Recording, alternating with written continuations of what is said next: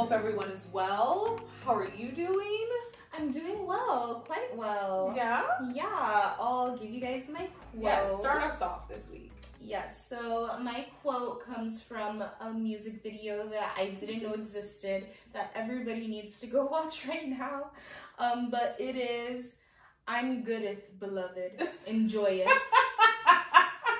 And that is from the Future and Drake music video for, what was the song? I Will Wait For You. That one. I don't know what the actual title of that song is, but it's the I Will Wait For You. Yeah, the music video is sick. No, we watched it yesterday and we were all, I was like, why hasn't anybody been talking about this? Like, this is the craziest. First of all, how dare he? How dare he? He got some motherfucking nerve. Future has some fucking balls. And Drake is Drake really not much better. Drake is a clown, like a literal clown, but I love him for it. They're such trolls. Yeah. Like, they know they're a problem and they just lean into it. Like, go watch the video. It's so funny. They're basically, Future is the toxic king, and he goes away to war and he leaves his wife behind. And he be cheating on the queen. Cheating, and then one of his knights tells her, and she like writes a letter, and then he's like, "I'm good, beloved. Like, enjoy." I'm goodeth, beloved, enjoyeth. And so yeah, that's the mood. Just like, ain't nobody can tell me nothing. I'm living life. I'm goodeth, beloved, enjoyeth. That's hilarious. City girls up this summer, toxic queens. I cannot with you. That's hilarious. That video is ridiculous. I literally cannot believe I haven't seen anybody talk about it. But me neither. I didn't know that video existed. Like Drake and Future in full on knight armor. Yeah, it was funny. Riding horses? Yeah. No, Drake looks super awkward. Like, it's hilarious. Like, go watch the video. And Drake with the braids. Like, Drake was supposed to be the good knight and Future the toxic king. Yeah. I just can't. I can't. It was ridiculous. It really was. My quote comes from Arrested Development, and she says, "I mean, it's one banana, Michael. What could it cost? $10? And like, inflation is real. Yeah. That's how I feel this week. Inflation is real. Gas is so expensive. So expensive. And I'm just like, damn, like, what's going on? Like, it's 2008 all over again, and I don't like it. I don't like it one bit. It's insane. Apparently gas is more expensive than it's ever been. Yeah, it's like $10 in California. Yeah, that's insane. I went to fill up my tank the other day, and mind you, like, my light had just turned on, so it wasn't all the way empty, and it was $70. Yeah, I'm filling up at $60. Like, how do people maintain that? And my car burns gas, so it's like $70 every week and a half, baby. Yeah. That's expensive. Yeah. Are y'all okay? I don't think anybody's okay, and like, we can tell with just the general temperature of the country, I think. Yeah. But it's rough out here. Yeah, and it's not okay. I would like to move to Italy and have a nice, simple life. Really, like, I want to live in the countryside and just like grow my own food and like walk to the market and yeah, I want that kind of life. Mm-hmm. There's this I think I've showed you her. She's a photographer, but she moved to Provence in France, and she like met this guy, got married, had a kid, and she just lives this nice, quiet life. And she still does her photography, but she does like a lot of self-portraits, and then she sells prints of them and does these like very small collaborations with these like small artisans all over France, and these collaborations where she goes into the cities and like does these like beautiful shoots in these hotels, and her photography looks like artwork. I mean, it's just beautiful. Like, her entire life is so picturesque. It's like the cutest thing ever. Yes, I Jamie Beck on Instagram. Like, I'm obsessed with her. But basically, she left New York and she was just like, this is not the life that I want to be living in. And she went and moved to like a small town in France and just like started a new life and is just like living her best life out there. I would like to do that. So would I. I would like to just work in a cafe and live a simple life. Literally, I think her husband, I don't know what her husband does, But he's like, she's always like going on walks and going to the market, and he has a little daughter. Going on walks and going to the market. Literally. Just vibes. Literally just vibes. And like her work is like going to the cheese shop and doing photography on the cheese and putting together little portraits. And it's just the cutest little thing. Go follow her. Like it's just so cute. I love that. So cute. Jamie Beck. But yeah, so that's where I'm at this week. But let's get into the show. Let's get into it. We had such a good time with this show this week. We spoke about it last week, gave you guys a little intro. Tokyo Vice on HBO Max. And oh my god, there's like not enough good things to say about this show. We're really on a groove right now. I'm loving the scripted series. Me too. And I just can't get enough. So, Tokyo Vice, it's about an American kid that moves to Tokyo and gets a job at a newspaper, and a very prestigious newspaper. He's like the first American to ever work there. And he tries to get in good with the police to try to, put together the pieces of this string of crimes that he's seen that nobody seems to be investigating. Nobody seems to be really writing about what the truth of the matter is. And he is he's a mess. He's a mess. So he's very ambitious, almost to a fault. And he's a little arrogant, but he's young. He's like the only American in Tokyo. Like everybody looks at him, looks towards him. He's good with the ladies. He's just like one of those arrogant kids that you can tell has big dreams, big ambitions. Big dreams, big ambitions. Super hungry. Yeah, and been praised his whole life. So, like, this is the first time that he's not really succeeding at something, and he just, like, keeps trying and trying harder. So he tries to get in good with the police, and at the same time, he also wants to get in good with the Yakuzas to kind of, like, get an inside scoop, maybe write about it. And quickly, he sees that, like, the criminal landscape in Japan and the way that the police handle it and the media handles it is very different than in America. Yes. In like the second episode, he goes to a press conference for a man who was murdered, and he writes a story about it. Oh, this man was murdered. The police said this, and his editor chews him out and gets so mad at him and is like, listen, there is no murder in Japan. Yeah. To which we're all like, what? Like, me as an audience member, I was like, what do you mean there's no murder in Japan? I was like, okay, yeah. I see what's going on here. And then it's later on explained in the show that, like, the Yakuzas and the police have, like, an unsaid agreement that because the police know that they can't really take down every Yakuza clan in Japan, they're, like, so intertwined with the society that they don't necessarily report on every crime that happens accurately. So if someone is stabbed, accidental death, maybe it was a manslaughter but never a murder, because then Japan's murder per capita rate would skyrocket because of all the murders going on, and the police would look really bad. Right, and they wouldn't be solving the cases because there's no investigations to happen. I thought it was interesting.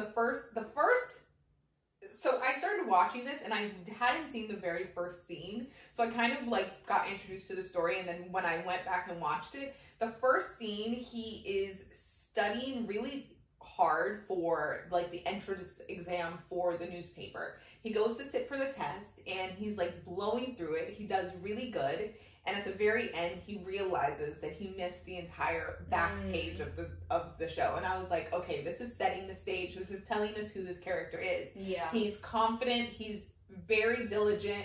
He's well prepared, but he doesn't pay attention to the details. And he says that in his interview. He says, I got so excited that I missed the details. Like, I didn't pay attention to the details.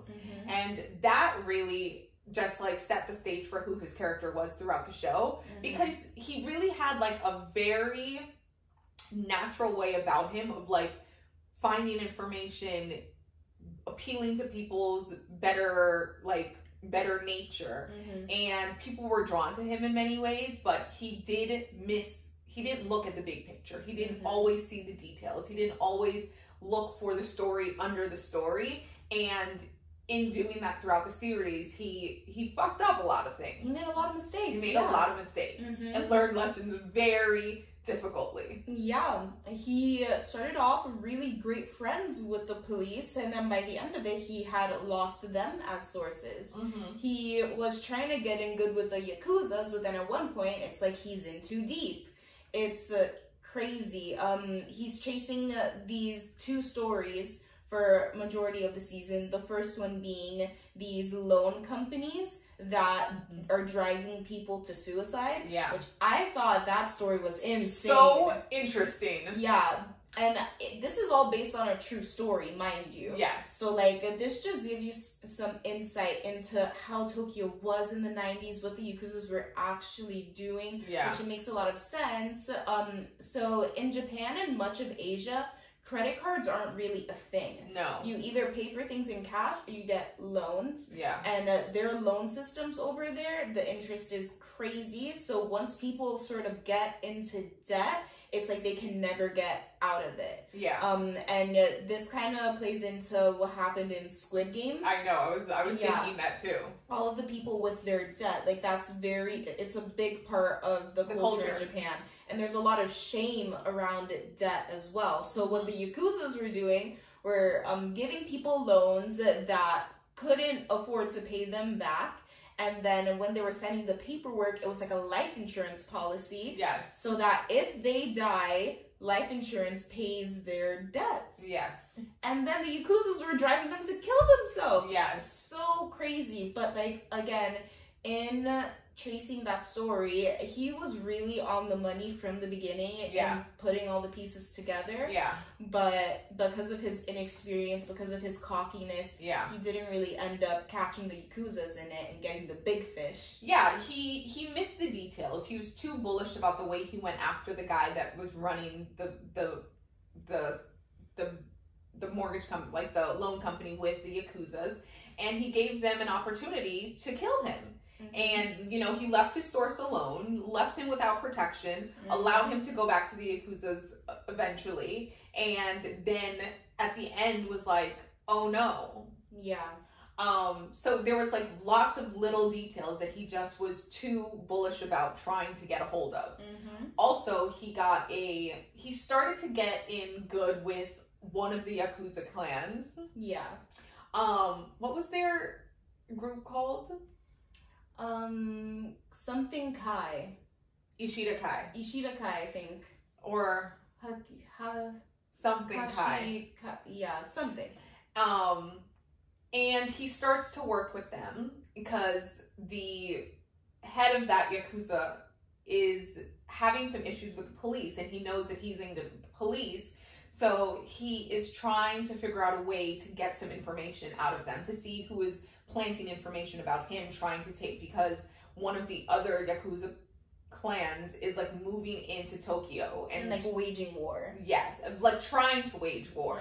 So he is trying to figure out like where they are finding who is the person that's planting information for them within their clan. And so he helps them with that, and he's kind of like indebted to them, and so they give them information about the other clan.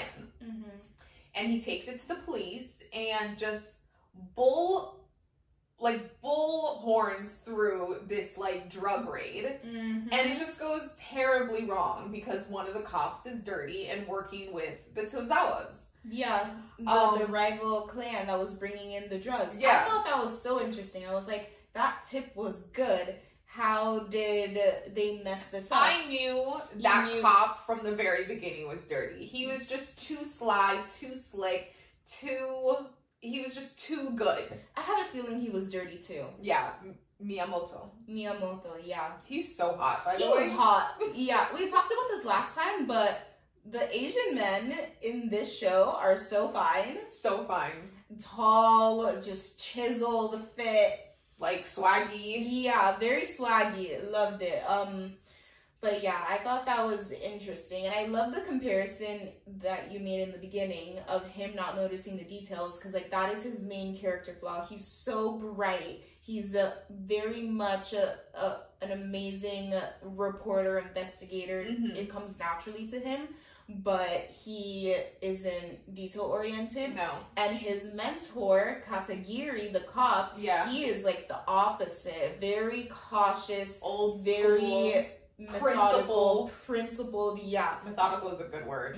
Very Japanese. Very. Disciplined. And he keeps trying to teach him that. And I love their relationship of Katagiri being like, oh, you're the son I never had. Yeah. I see something in you that I just like and I identify with. Yeah. And he's trying to teach him, but of course, Jake is not getting it. No, he really is trying to say, like, slow down. Like, we can get this done. It doesn't need to be done today. And I think that's the difference between, like, a cop and somebody that works in media, because media is so, like, here and now. You're trying to make print. You're trying to get your story into today's paper because you're afraid of, like, the scoop being taken by somebody else always. Yeah.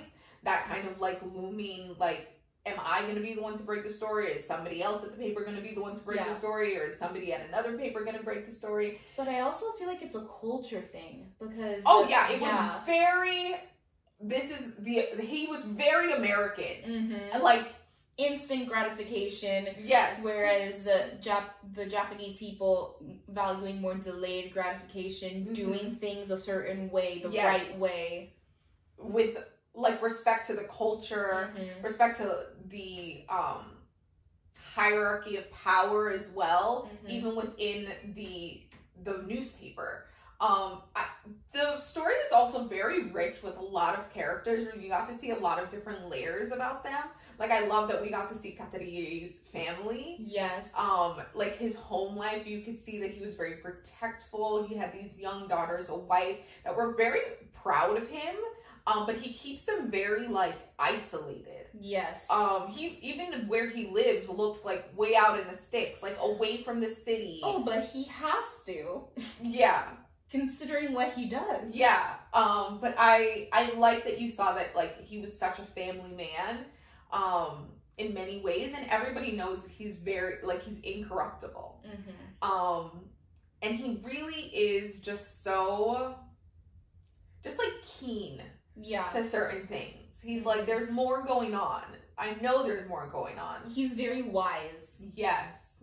And even when he's dealing with Ishida, he's like, we can't afford a war in Tokyo again. Like, I know as a cop that we can't do that. So you need to keep the peace. Like, I have to work with you to keep the peace. Yeah. Even though I know that something is going on here and you might be a part of it, but, like, the enemy of my enemy is my friend, almost. Yeah. So I thought that was very interesting. And then, like, within the Yakuza clan, we've got Sato. Our baby Sato! My heart and soul. Justice for Sato. Like, he was such a compelling character. Sato is a young Yakuza who was recently initiated into the gang and is slowly moving up the ranks. Yes. And he makes it, I mean, the hierarchy in the Yakuza seems like the people with the tracksuits are like the errand boys, like, you know, they need to see if they can be trusted. And then once you start wearing the suit and once you get your tattoos, you're like a part of the middle management. And then, of course, there are the people at the top who are like completely tatted up. Yes. So interesting. And very interesting. I love when gangsters have a code. Me too. And when they have like respect. Yes. I think that was a very interesting part of the show as well, just showing those dynamics. But Sato, he's never killed anybody. No. And throughout the show, you see him kill his first person. Really rattles him. His mentor that brought him into the gang. His uncle. His uncle, right? It was his uncle. Yeah, he ends up being dirty and being a rat for the other gang. So he has to execute him, and at the end the uncle's like, I know that you can't do this, and he just kills himself. But like Sato goes through a lot this season. A lot. And at the end, when you see his family, his father has like a heart attack and his mother has disowned him. His brother doesn't really talk to him, and there's a lot of shame there. He's like, I know that dad is gonna need help, like I can help you guys, and she's like, I don't want your blood money. So I think that's interesting how you know, you can have like the dirty uncle that says, let me help you out, let me take care of you, let me take you under my wing, and your family disowns you because of that. And you kind of lose one family for another when you join Yakuza, but you know, that comes with a lot of strings attached.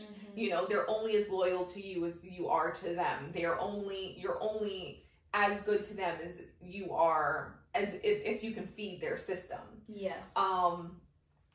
And just to see his kind of evolution, he starts out very mild, very kind of like meek, and you see glimpses of that throughout, still there, but he really starts to become so tough. Hardened at the end of it. And I hated him and Samantha. Me too.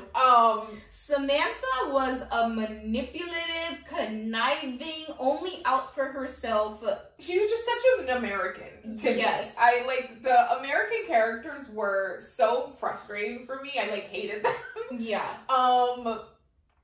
When he starts to date her, I was like, first of all, you do not need to be involved with this white lady. I'm sorry. Yeah. Like, that's all I could think the entire time. I was like, this is going to end bad. And when they started dating, I just felt like she wasn't really interested in him, but she was just, like, hurting and needed something to latch onto. So she, like, latched onto him because she knew he was into her. And I just felt like she took advantage of him. She sent him to go kill that guy that was hunting her down for her father. She was a user. Yeah.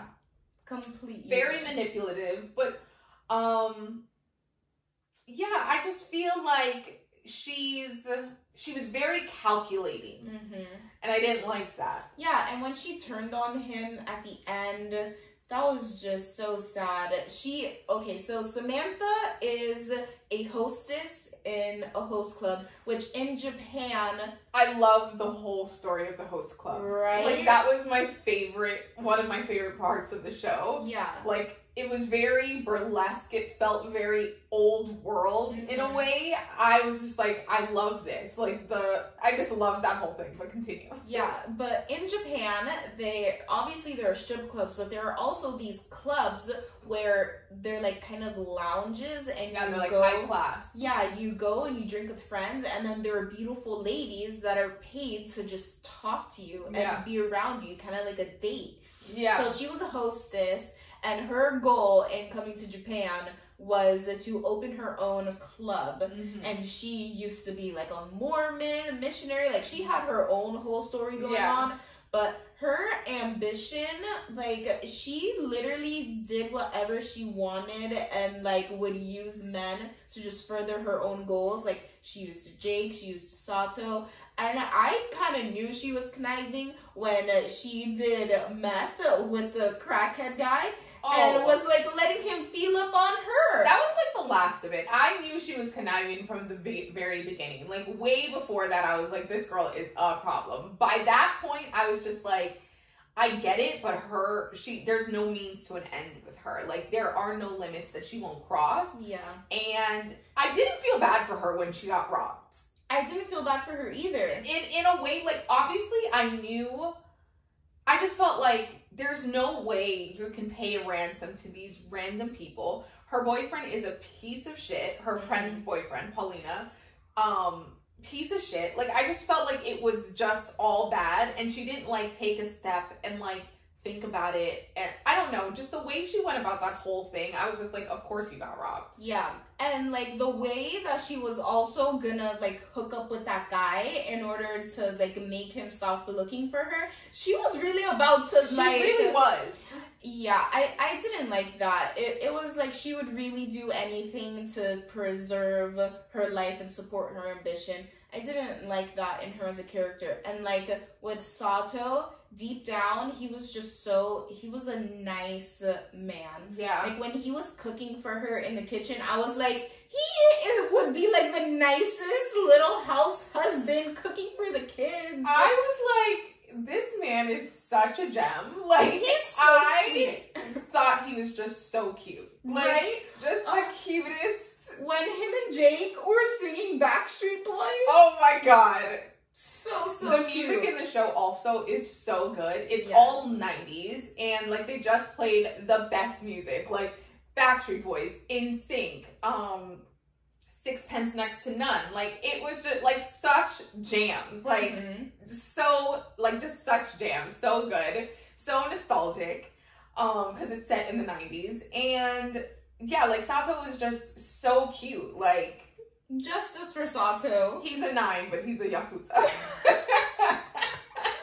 He's a 9, but he's a Yakuza and a sweetie boy inside a 15. Oh my god. Have you guys seen those TikToks that are like, oh, he's a 5, but he has a bow, so that means he's a 10. Right. So he's an 8, he's a 9, but he's a Yakuza. Yeah.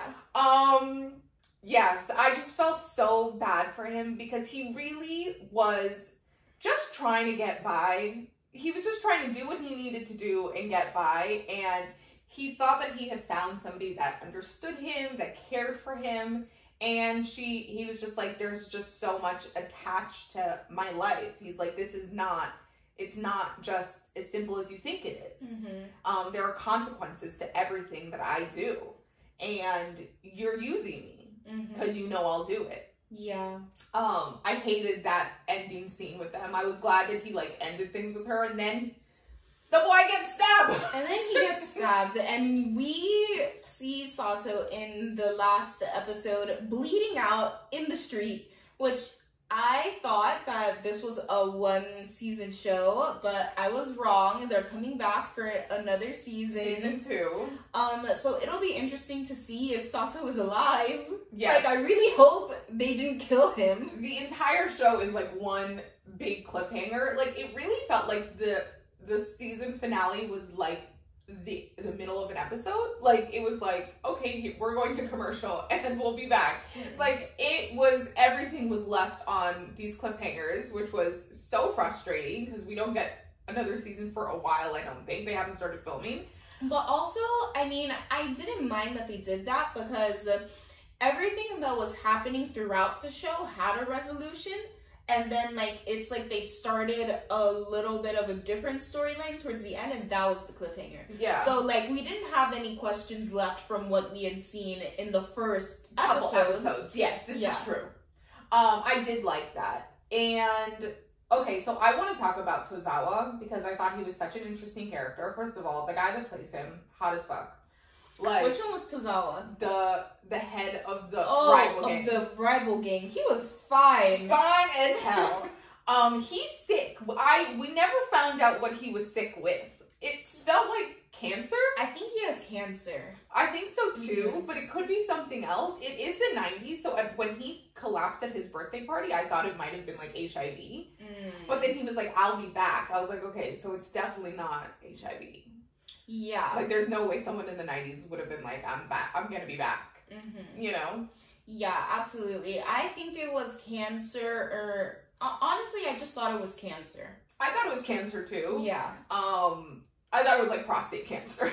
That's what I thought the entire time, because he couldn't have sex. Because he couldn't have sex. Yeah. I think it was either prostate cancer or something to do with like the abdominal region, because also the doctor said don't let him drink. Yeah. So I was thinking maybe like from all the drinking and smoking of his youth, maybe he like messed up his liver, his colon, like something like that. Yeah.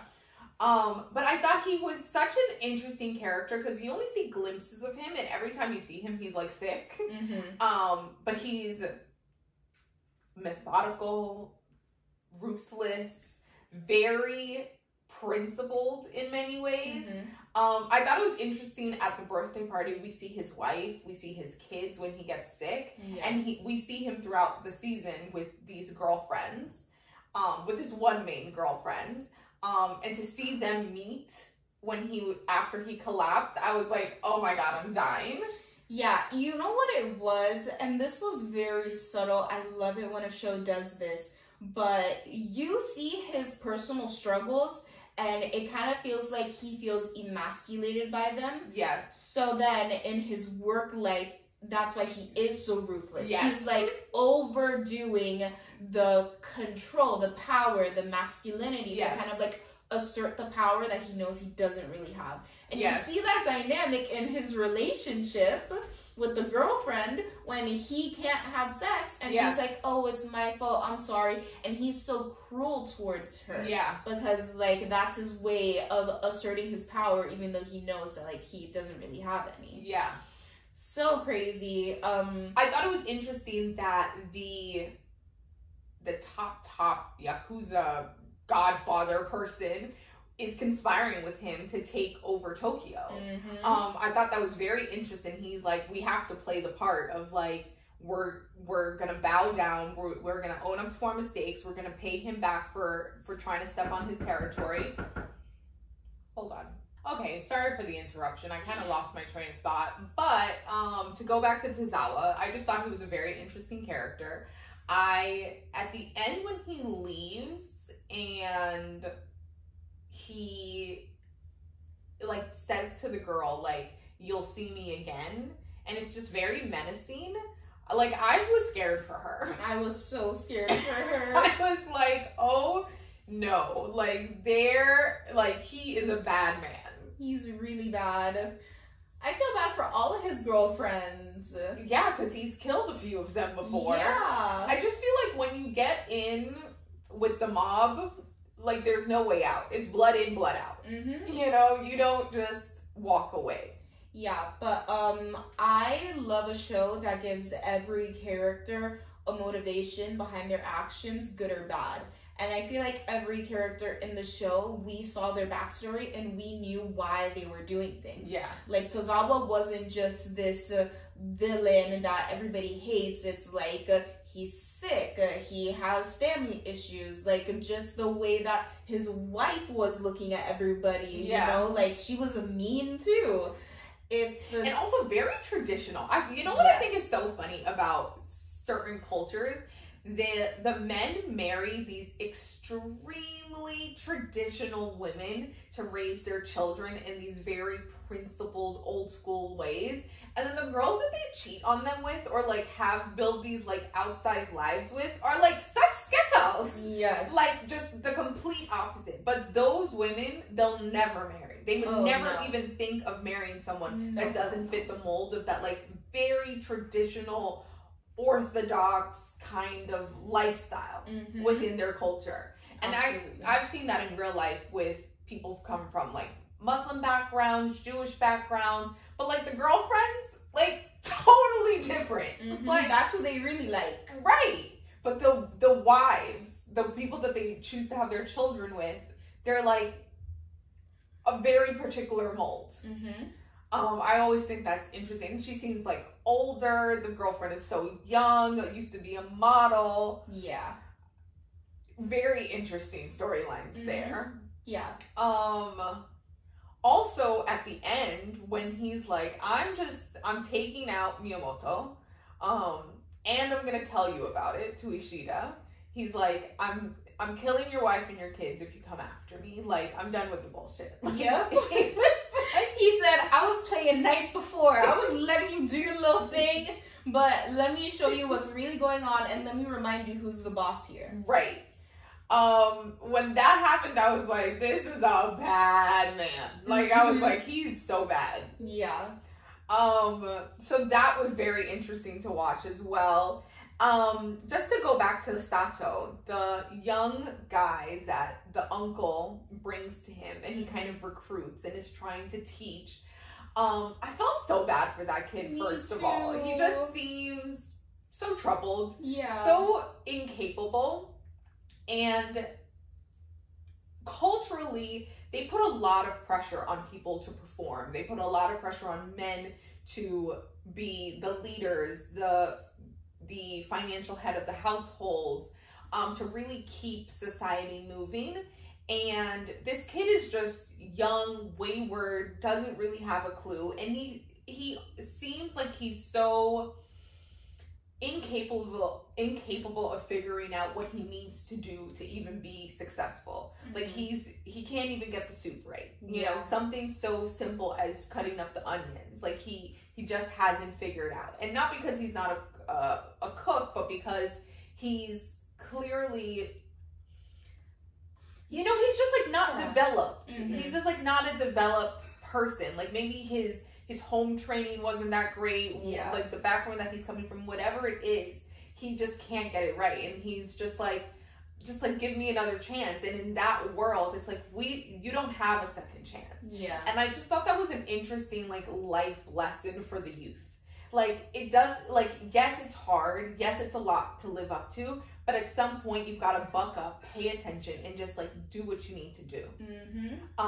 Because life doesn't always give you a second chance. Like you're not gonna have life as a whole is like one long endless chance. Yes. At doing better, but within context of different places, different like scenarios, you don't always get a second chance, and that's where people mess up. People think like the small chance is the whole life, but it's not.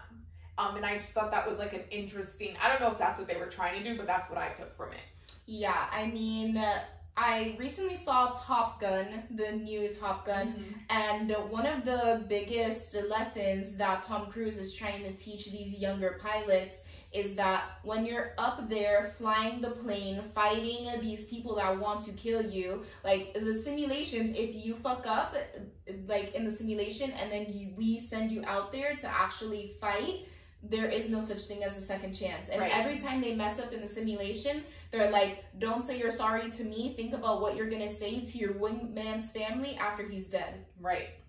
I was like, oof, that is very serious. But yeah, like there is no second chances when it comes to a lot of things. Either you get it right and you're perfect at it and you're striving towards that, or in many cases, you're dead. Someone you love is dead. Things like that. Yeah, there are real life consequences to the actions that you take in the real world. And it's harsh, but that's life. I think that is a lesson that they were trying to teach the young Yakuzas that were coming up. Right. Because in order to assume larger responsibility in the organization, you need to learn that lesson. Right. If you fuck up, it's your life or someone else's. Right. And if you can't handle the onions, how can we send you to collect money? How can we send you to make sure that our businesses are running all over the city correctly? It's like, it's not, the Oyoban is not going to go out and make sure everything runs smoothly. Yeah. That's your responsibility. It's not about the onions. It's about how you move throughout your life. Yeah, and the attention to detail and the pride that you take in doing the job well. And that's something that Jake had to learn too. Yeah. Just so interesting. So I also like that he got beat up by Tozawa's men. Yeah. For hating on the girl. Like, what you doing talking to my woman? What you doing? He was getting real bold. You know what's up. Yeah, Jake is the main character, Ansel Elgort, and he was getting real bold. Yeah. So he had to get put in his place too. I like the fact that he got beat up. Sometimes a good beat down builds character. It does. It humbles you. It humbled him. Literally. He almost went home. Right. Called him dad. And then that's also an interesting dynamic as well. He's got all this pressure from his family back home. Come home, be with your sister, save her life, essentially. And that's just like such an incredible amount of pressure to put on a child. Like, yes, he's an adult, but he is still a kid. You are her mother. You are her parent. And if you can't keep her together, what's he gonna do? Yeah, and I think that's why him and Sato really got along, and they were like kind of kindred spirits in the sense that they were really just these goofy, kind-hearted kids that wanted to make something of themselves, and then they have like all of this baggage and like this pressure and this darkness like kind of over them. Yeah. So I love their little friendship. Me too. And I love the parallels between their stories. I did too.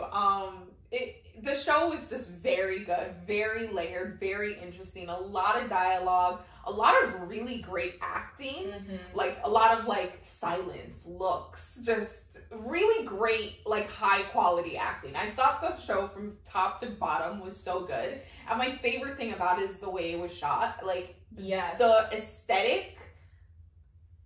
Beautiful. It was everything. It was chef's kiss. Like, HBO really knows what they're doing with their photography. Like, they've got the best photography people in the business. They are killing the game. Like, they need an Emmy. Like, it was so good. Absolutely. And same director as the original Miami Vice, like I mentioned before. Yeah. So you already knew it was going to be good. Yeah. I mean, I really loved it. I want to watch it again. Right? Like, immediately. I didn't want it to be over. Me either. Yeah. When I got to the last episode, I was just like, oh my God, like, what's going to happen? Like, oh no. And I just felt like the episode was going on forever and so much was happening, but I didn't feel like we were coming to a head. And I was like, where is this going? Like, how are we ending this? And then when it ended on a cliffhanger, I was like, no fucking wonder. I was like, oh my God. Like, they just built me up even more because they really are, like, going down a whole new path of, like, leads and storylines and things to chase from where we started.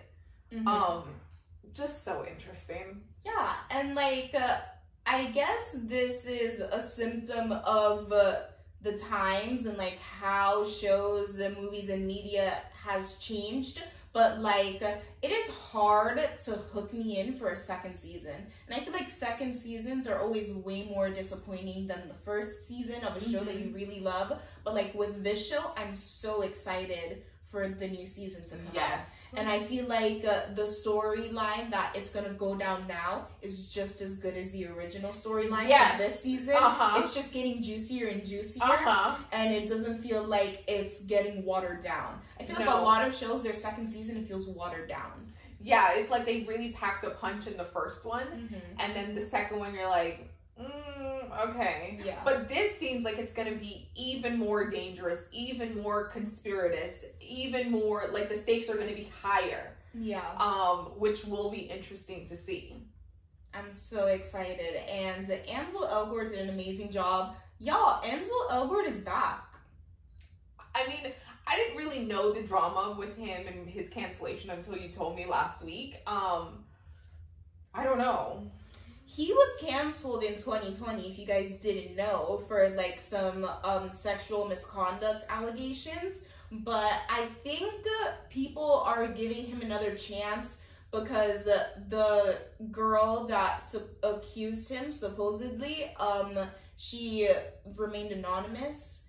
She never really followed up on it, and it was just kind of like this claim that she threw out there without any evidence. So I think that's why people are like, if this was really real, like, maybe that person should have done a little bit more. Like, if you're gonna make an accusation about someone to cancel them, you need to come with the receipts and you need to, like, say why and, like, you need to give your story some validity. Yeah. Not just, like, throw something out there. Yeah. And it's like, what's your goal of just throwing something out there? Yeah.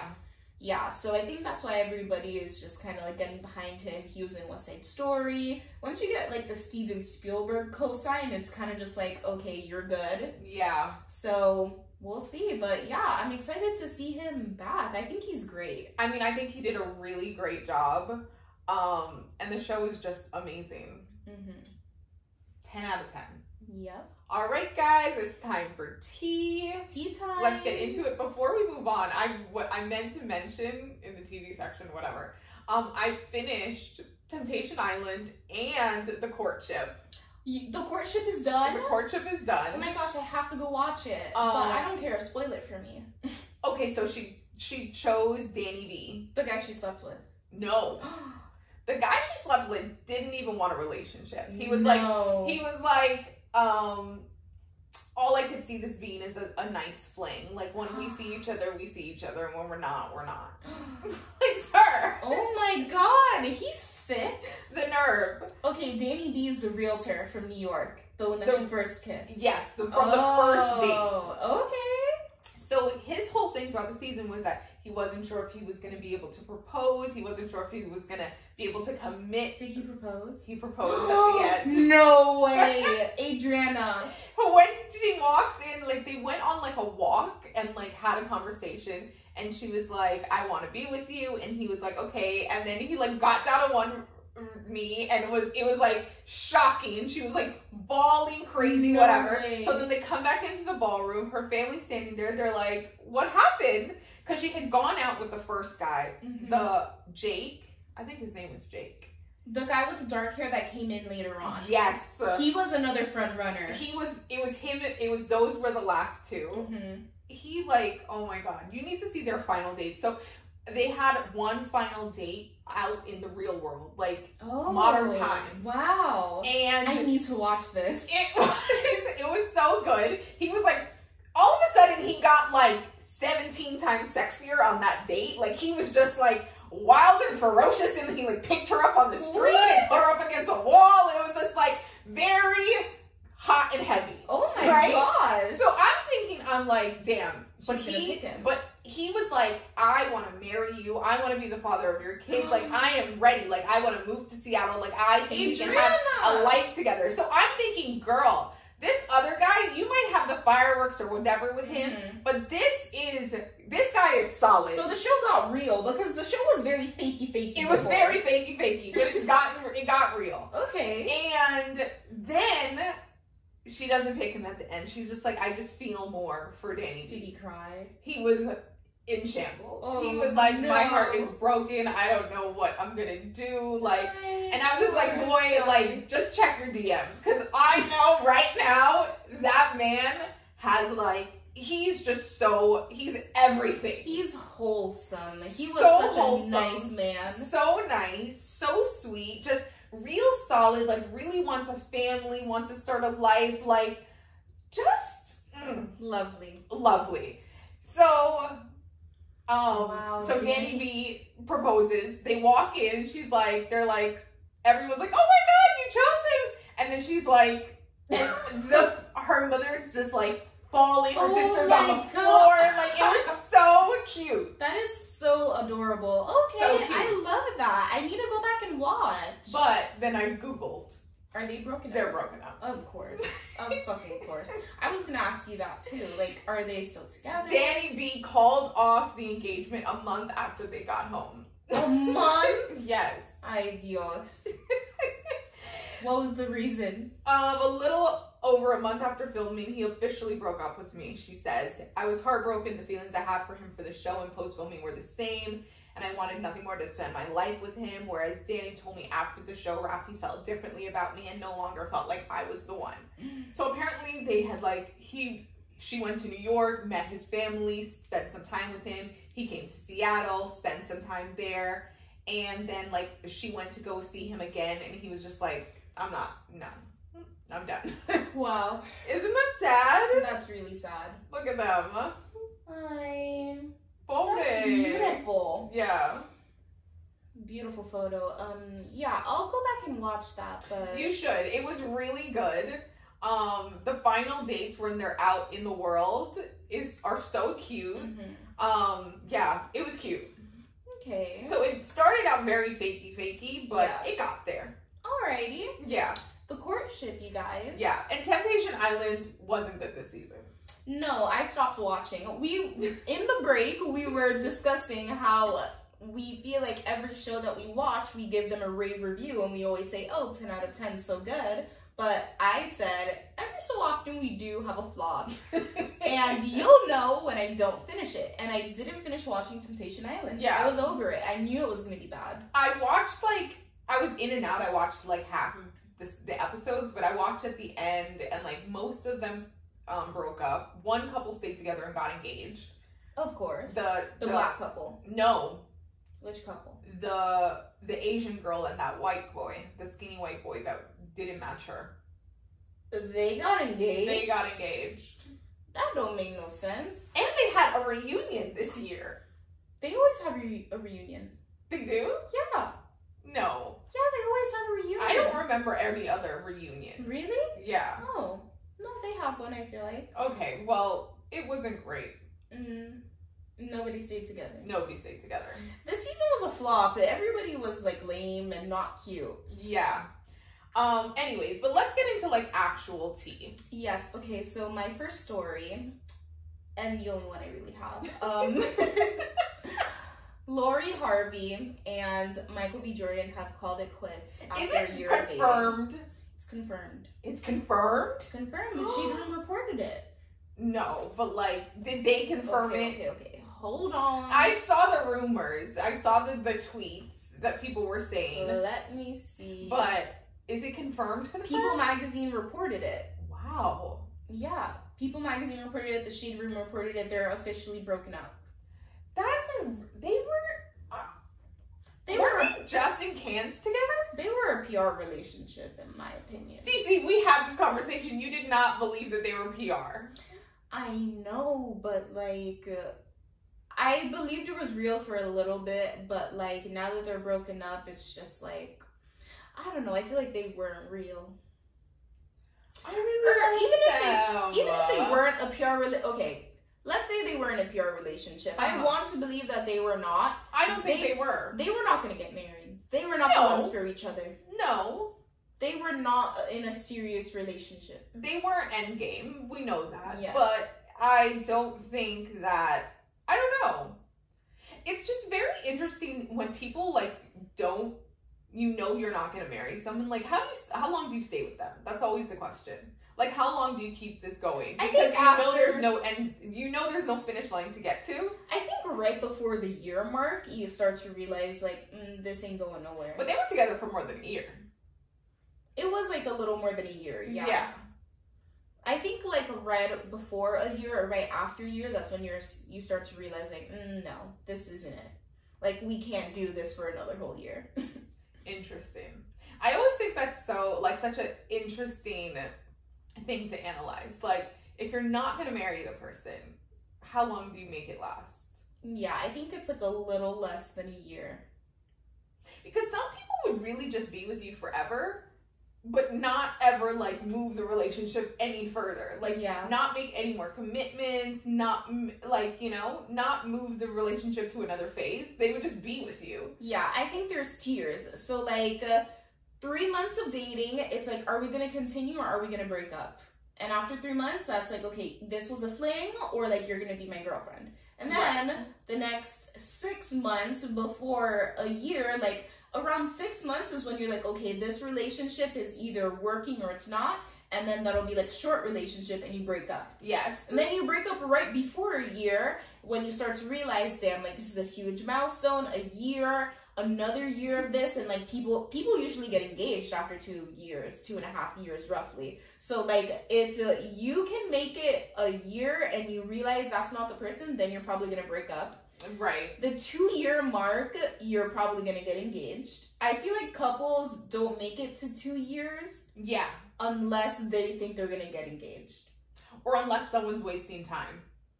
Okay, so no. The wasting time is the man. The wasting time mark is different. So I think like around 2 years, 2.5 years, you're either getting engaged or you're not getting engaged. And mind you, this is like a general rule. Of course, if you started dating this person when you were like 15, 5 years can go by and you're not considering marriage, of course. Yeah, of course. Yeah, but like that's even a different. 20. That's even if you get together at 20. But if you're getting together at like 25 or 30, in 2 years, I'm sorry.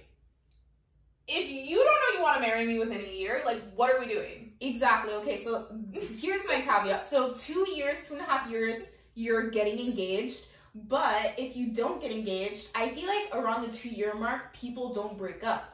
They start to think, let me just wait it out. I've already invested so much in this person. Yes. Like, let me see if we just need more time. Uh-huh. And then anything past that, you're probably going to break up and somebody's wasting time. Like, after 2 years, if you don't get engaged and you make it to 5, you're not getting engaged still. Yeah, you're not married. You're just prolonging the breakup. Yes, I completely agree. That is my theory. I completely agree. I have a couple friends that have been in some relationships, and I'm just like, dog, you don't like that person. Like, go just break up. Just break up. Let them go. Let them go find the person that actually is gonna marry them. Because it's clear that you don't want to marry them. Mm-hmm. Yeah, for sure. Yeah, and then you have those people that have been together for 10 years, and you know they're never gonna get engaged. But if they do get engaged and they do get married, they're getting divorced after like 2 years. 1 year. 1 year, like they're immediately getting divorced. They're immediately getting divorced. Yes. It's like, it's been 10 years, somebody is pressuring the other one into finally getting married, and then they do it, and they realize, no, we should have just broken up. We should have broken up. And they always know beforehand, but they never do it. They just see it through to the end. I know couples like that as well. Yeah. I've done that too. Mm-hmm. I know all of these couples. Right? I am not any of them, but I know all of them. Yeah. I feel like a lot of people just need to break up. More often than not. Yeah, like, just break up, please. Please. If you were in my position and you saw where this was going, you would just break up with them. Yeah, or you would tell me to break up with them. Yeah. Like, if you were my friend watching me in your relationship, you would be like, girl. Yeah. What are you doing?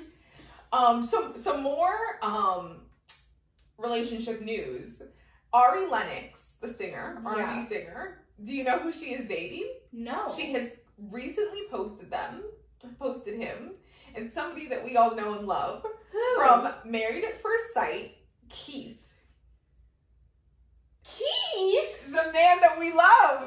My heart, my baby, Keith. Who was Keith with? Keith, remember, was in the season when they were in Dallas, and he was married to the Virgin. He was the basketball player with the lovely mother that me and mommy were obsessed with. Who was the Virgin? Yes, Keith! We love Keith. We love Keith.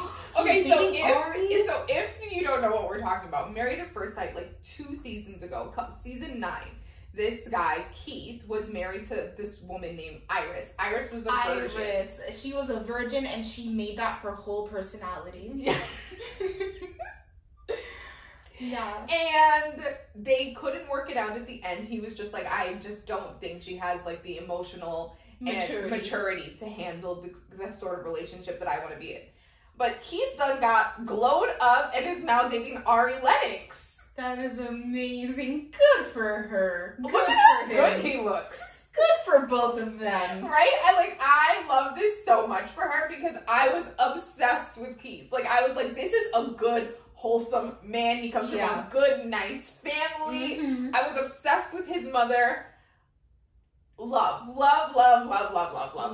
that. Love. Yeah, absolutely. Good men are hard to find. So when you see a good one on TV and you're Ari Lennox, why wouldn't you? I want to know if she knew him from the show. I know. I want to know how they got together, but like, he looks so good. Yeah. Oh my god. No, we loved Keith. Loved him. Mm-hmm. So yeah. Okay, so the next thing I want to talk about is some Kardashian news, of course. It's like, I can't escape them. Yeah. But Kim Kardashian this week launched her new skincare line. She did? You haven't seen it? No. It's called Skin by Kim. No, I haven't seen it. Okay, so it's like a 9-step system, she's calling it. But Kylie did Skin. Yes. So now they're competitors? Yes. I feel like they always, like, Kim just does anything she thinks will make money. I feel like they shouldn't have competing businesses, though. Yeah, like Kylie did Swim, and then Skims drops Swim. Yeah. Like, they always, and then Kylie had makeup, then Kim went and did makeup. Mm-hmm. Now, this. Yeah. The whole system, it's very expensive. The whole system costs like $640. That's a lot. It's a lot. Like, the hyaluronic acid is like $90. Like, hyaluronic acid is $10. Yeah.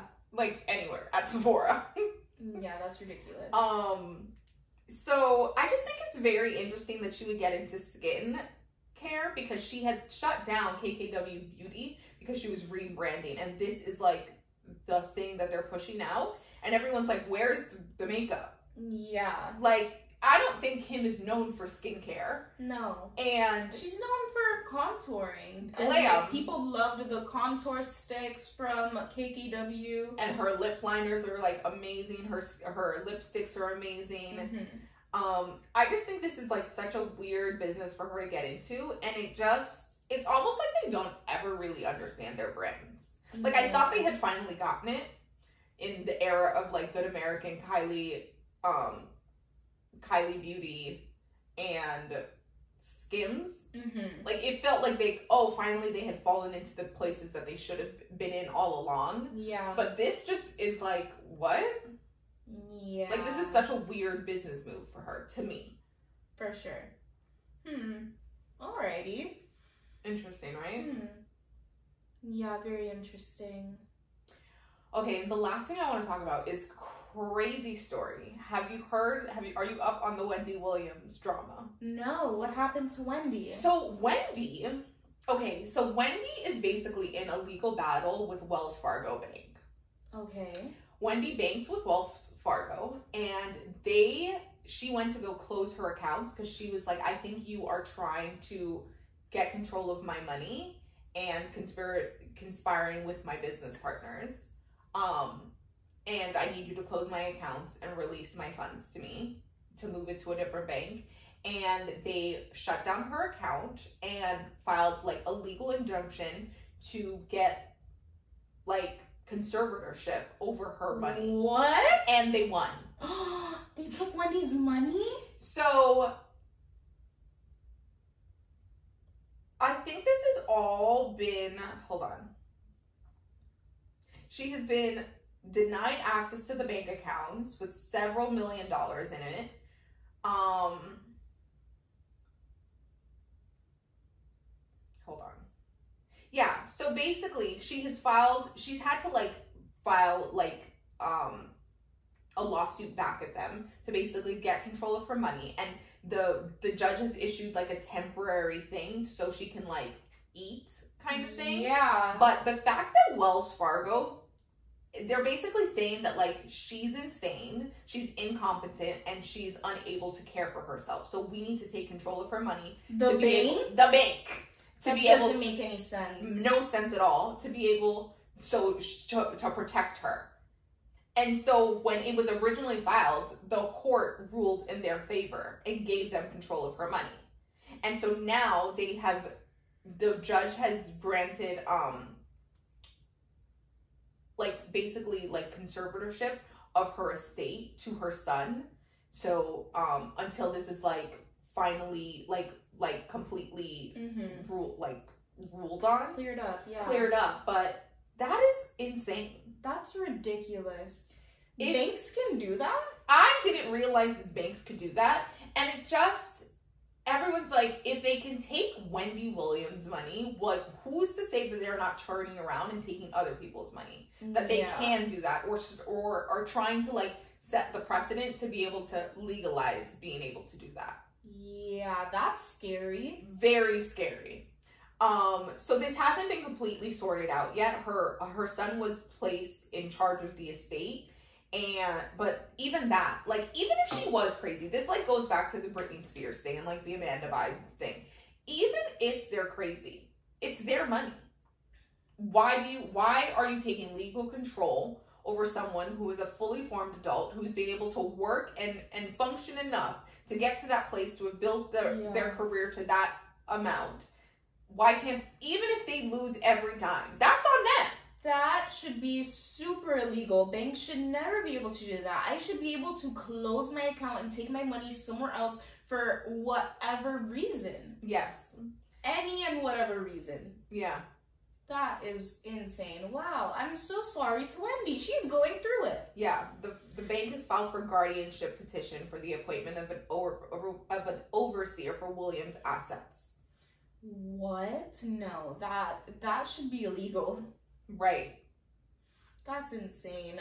I know she's sick.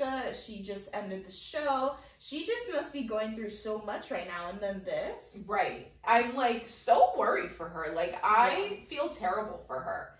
And this is just completely insane. Like if a bank can come after someone who is that famous, that powerful, that rich, like, who's to say, like, you're not next? Yeah. Like, this is something we should all be like, absolutely not. Yeah, no. Like, this should not be legal at all. That's insane. And, like, why isn't Kanye's money locked up? Oh, so many other people. Like, you know, they always go after women. Mm-hmm. I hate this for her. I think this is awful. And I think everybody should get really keep an eye on this story, because if they're able to get away with this, like, who knows what's next? Like, your money really isn't safe in the bank. Yeah. Oof. And then I do have another story. I just realized Johnny Depp and Amber Heard. Oh, yeah. We never talked about that. Last week, you know, we were waiting for the jury. Yeah. And they ruled. Actually, okay. So they ruled that they had both defamed each other. But in Amber's case, she was suing him for like 3 defamatory statements, and Johnny was suing her for like 5. The jury only said that Amber won 1 claim of defamation, and then in Johnny's case, he won all 5 claims of defamation. So, like, they ruled that she had to give him $15 million, and he only had to give her 2. So basically, Johnny won. Yeah, which is insane. Yeah, is she actually gonna have to pay out that money? They're gonna appeal it. She doesn't have the money to pay it. Her net worth, if you search online, is like $2 million. So now her net worth is like negative, whatever. Papa Elon. Oh, yeah. Her baby daddy is probably gonna have to pay some of that. Her alleged baby daddy. I love how Elon is just now her baby daddy. Like, oh no, he definitely is. Like, we're not confirmed, but we're just saying it. Like, alleged baby daddy, whatever. Right. But yeah, isn't that crazy? I mean, I thought he was gonna win. Like, I didn't think she had a chance in hell of winning. I just didn't think that they were gonna award him any money. Really? That's what I thought. I didn't think that he was gonna get anything. I'm shocked that he's gonna get something. Yeah. Even if she can't pay it, the fact the symbol of, like, you have to pay it is enough. Is a lot. Yeah. I'm a little shocked about that.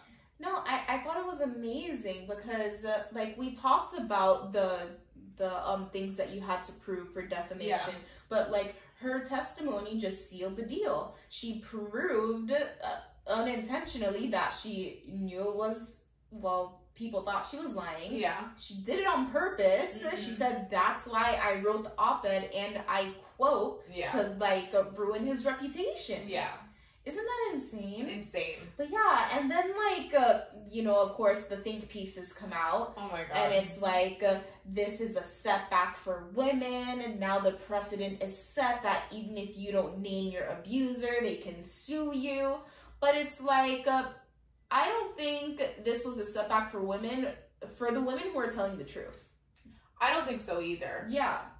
And I think that, you know, men can get abused too, and Johnny was abused, and she maliciously, you know, set out to hurt him. And I don't think, once again, I don't think anybody deserves to lose their livelihood and to not be able to work because they did something, you know?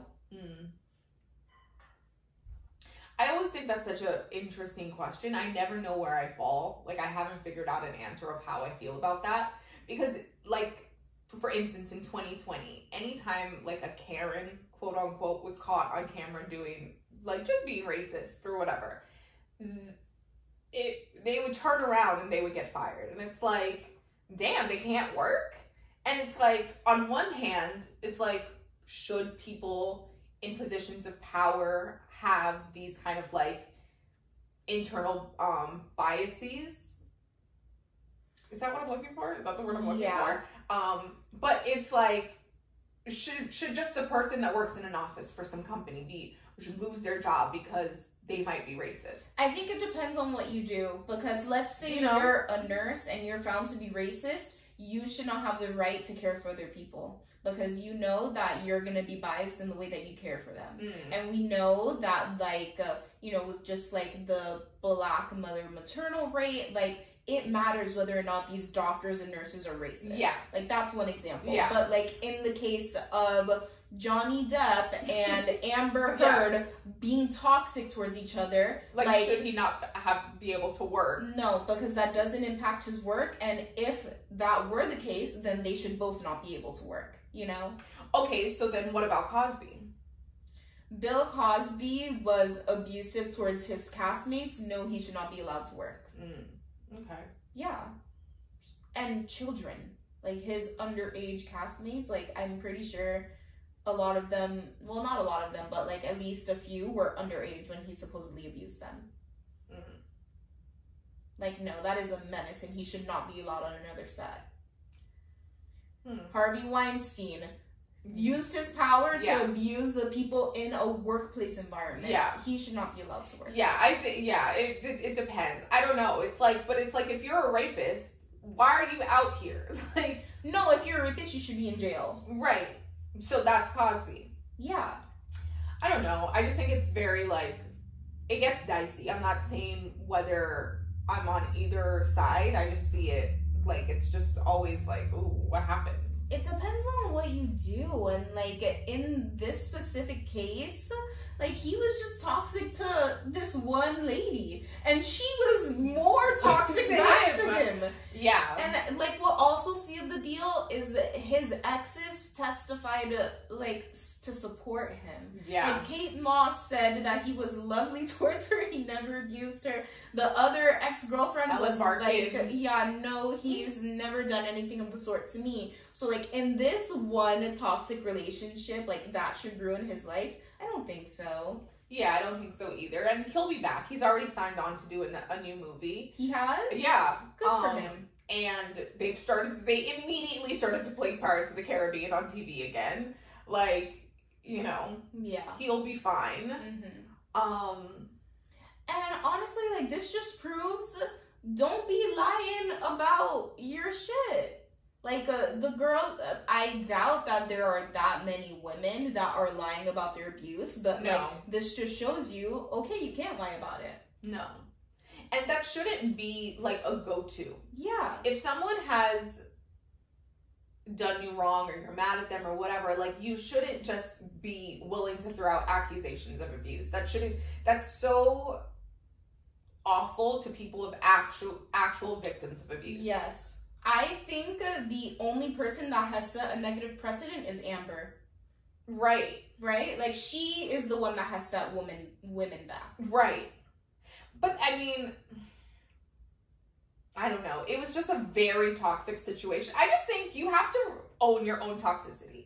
Like, if you know you're just as toxic, why are you talking about his toxicity? Like, you don't really have a leg to stand on in that case. You weren't Mother Teresa in the situation. So it's like, you can't be throwing stones when you live in a glass house. And even so, like, you can't lie about it because, like, that was the biggest thing. Was she lying? She may not have been lying about everything, but what made the story look worse towards Johnny, yeah, she did lie about it. Yeah.